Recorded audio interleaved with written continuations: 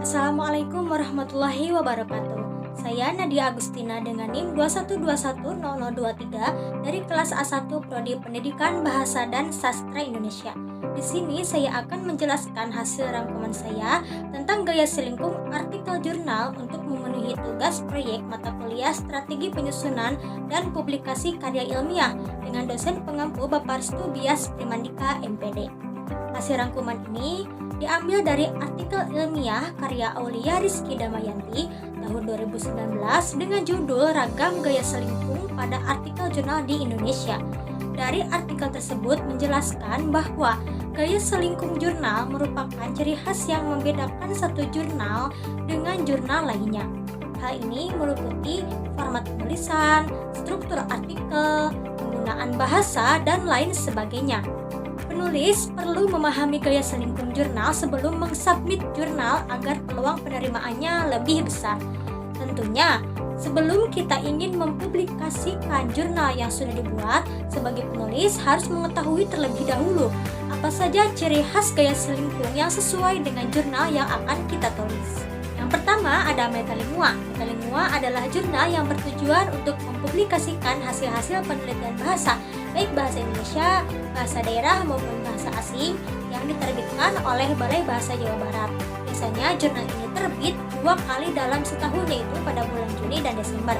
Adapun ketentuan gaya selingkuh dari metalingua antara lain, jenis hurufnya harus buk antua, lalu ukuran spasinya 1 harus letak kanan kiri, lalu ukuran font judul besar 14, untuk bab 12, dan untuk isi ukuran 11.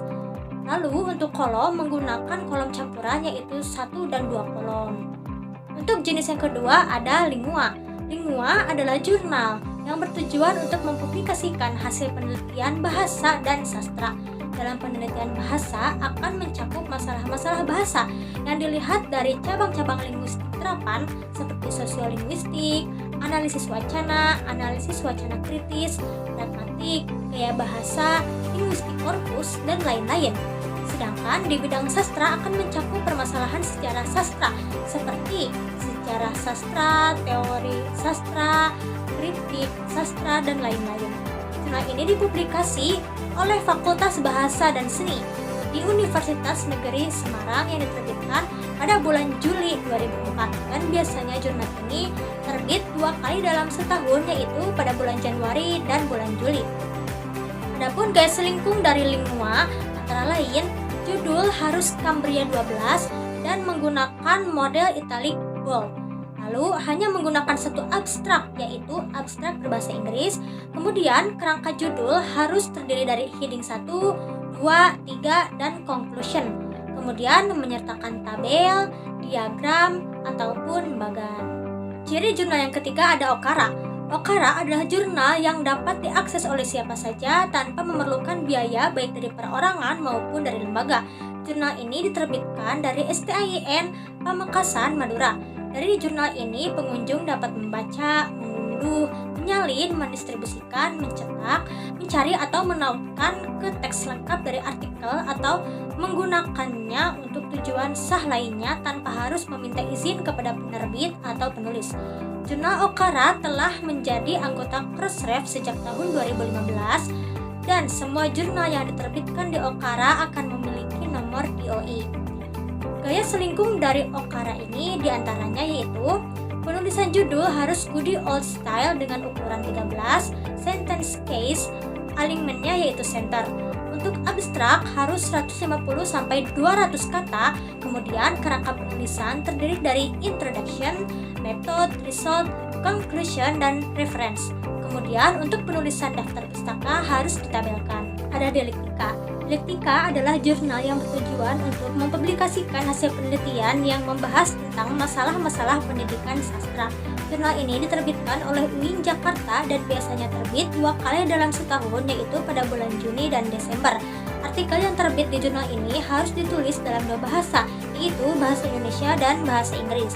Adapun gaya selingkuhnya antara lain, penulisan judul harus Times New Roman dengan ukuran 12, maksimal 16 kata.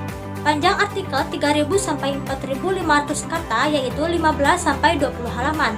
Untuk sistematika, metode, pembahasan, pendahuluan, hasil dan simpulan, serta menyertakan gambar atau tabel. Kemudian penomoran ada di sudut kanan atas halaman. Selanjutnya, gambar atau tabel berada di halaman terakhir setelah referensi. Lalu ada yang kelima, yaitu poetika. Poetika adalah jurnal yang bertujuan untuk mempublikasikan hasil penelitian yang membahas mengenai ilmu sastra. Jurnal Poetika dipublikasi oleh Fakultas Ilmu Universitas Gadjah Mada, Yogyakarta setiap setengah tahun sekali, dan jurnal ini pertama kali terbit pada tahun 2011. Selain itu, Poetika menyediakan forum studi literasi bagi para pemeroleh beasiswa dengan minat khusus literasi Arab, Indonesia, Inggris, Jepang, dan Perancis. Adapun gaya selingkuhnya antara lain, penulisan judul harus Times New Roman ukuran 14 dengan maksimal 15 kata.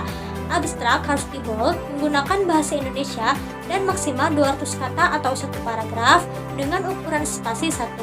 Kemudian untuk bagian pendahuluan, pembahasan, dan penutup menggunakan Times New Roman ukuran 12 spasi 1,5.